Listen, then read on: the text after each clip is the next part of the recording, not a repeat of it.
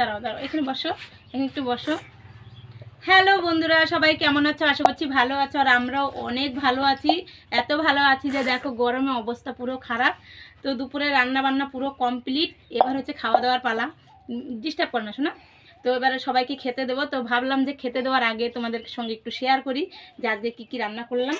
তো দেখো এইখানে আমি হচ্ছে কলমি শাক ভেজেছি, আর এইখানে হচ্ছে মাছের মাথা দিয়ে পুঁই শাক দিয়ে একটা তরকারি করেছি, আর এইখানে হচ্ছে আমি মাছের তরকারি করেছি বেগুন দিয়ে আলু দিয়ে, হালকা মানে কি বলতো মশলা দিয়ে, বেশি মশলা দিইনি কারণ এত গরমে সবার অবস্থা এমনিতেই খারাপ।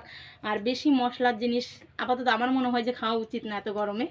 তো সিম্পলের মধ্যে আজকে রান্না করেছি, যাই হোক এটাই খেতে হবে। আর আমাদের এখানে আজকে প্রচুর রোদ, প্রচুর রোদ, মানে ঘরে তো থাকতেই পারবো না, এখন খেয়ে দিয়ে বেরিয়ে যাব বাইরে, যেখানে আমাদের স্থান মানে গন্তব্য। তোমরা আগেও দেখেছো অনেক ভিডিওতে যে আমরা একটা জায়গায় গিয়ে বসি, তো ওইখানে যাবো ছেলে মেয়েকে নিয়ে। তো আশা করি তোমাদেরও এখানেও এরকমই গরম, হয়তো বা এর থেকে বেশি। তো কি বলবো, দেখো কথা বলতে বলতে বলে ঘেমে একাকার। তো দুপুরের খাওয়া দাওয়াটা সেরে নেই তাড়াতাড়ি, তারপরে যাব আমাদের জায়গায়।